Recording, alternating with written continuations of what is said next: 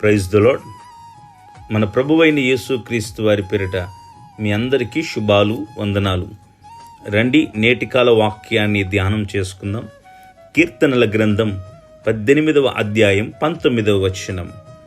విశాలమైన స్థలమునకు ఆయన నన్ను తోడుకుని వచ్చెను, నేను ఆయనకు ఇష్టుడను గనుక ఆయన నన్ను తప్పించెను. దేవుడు తన జీవితంలో చేసిన కార్యాన్ని గురించి భక్తులైనటువంటి దావీదు గారు తెలియపరుస్తున్నారు.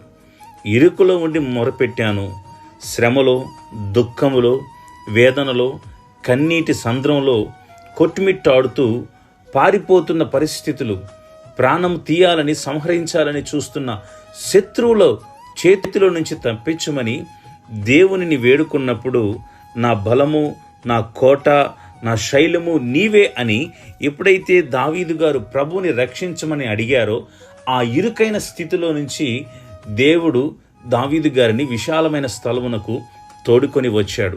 ప్రియ దేవుని బిడ్డలారా, ఈ రోజున మీరు కూడా ఎటువంటి ఇరుకైన పరిస్థితులలో ఉన్నారో, ఏది మిమ్మల్ని వెంబడిస్తూ భయపెడుతూ ఉందో, ఖచ్చితంగా ప్రభు నేటి దినాన్ని మీకు ఇస్తున్న వాగ్దానం, మిమ్మల్ని విశాలమైన స్థలానికి, అంటే మీరు ప్రస్తుత కాలములో ఉన్న ఈ పరిస్థితి నుంచి, ఈ స్థితి నుంచి మిమ్మల్ని ఒక శ్రేష్టకరమైన, ఉన్నతమైన స్థలానికి తీసుకొని వస్తాను అని దేవుడు వాగ్దానం చేస్తున్నారు. కాబట్టి ప్రభువు మాట యందు నమ్మిక ఉంచండి. ప్రభువుని శరణంటూ వేడుకున్నప్పుడు మనం ఎదుర్కొంటున్న పరిస్థితులన్నిటిలో నుంచి కూడా ఆయన బయటకు తీసుకొని రాగలిగిన శక్తిమంతుడైన దేవుడు. నేను ఆయనకు ఇష్టుడను గనుక ఆయన నన్ను తప్పించాడు. ఇది ఎంత శ్రేష్టమైన మాట! భక్తుడైన దావీదు నేను దేవునికి ఇష్టుడను గనుక అని ఎంత శ్రేష్టమైనటువంటి మాట తెలియపరుస్తున్నారు.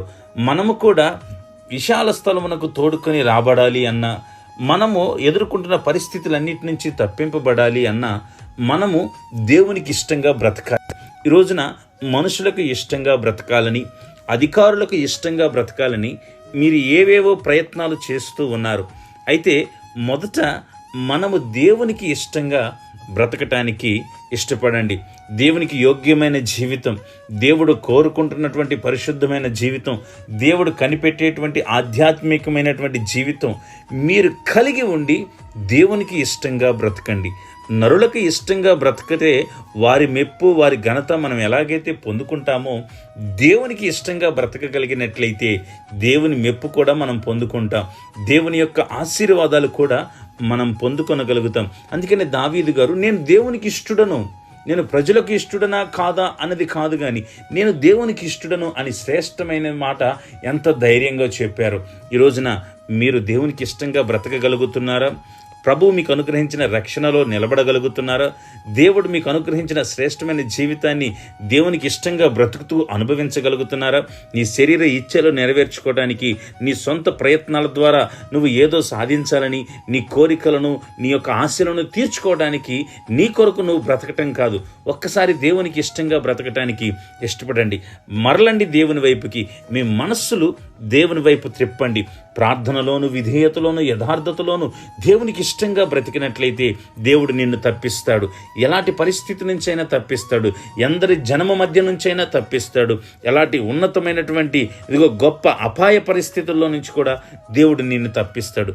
కనుక దేవునికి ఇష్టంగా బ్రతకండి. ఆయన విశాల స్థలమునకు మిమ్మల్ని తోడుకొని వస్తాడు. మిమ్మల్ని గనపడేటట్లుగా, మిమ్మల్ని హెచ్చింపబడేటట్లుగా దేవుడు చేస్తాడు. దేవుడు ఈ మాటలు మన జీవితంలో నెరవేర్చునుగాక. రండి, ప్రార్థన చేసుకుందాం.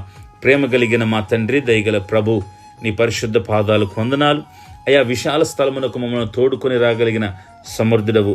మా పరిస్థితులలో నుంచి, మా భయాలలో నుంచి, కలవరాలలో నుంచి తప్పించగలిగిన దేవా, నీ ప్రియ బిడ్డలు ఏ పరిస్థితులలో ఉన్నారో, నీ ప్రియ బిడ్డలు ఏ పరిస్థితిలో ఉన్నారో వాటన్నిటి నుంచి వారిని తప్పించండి.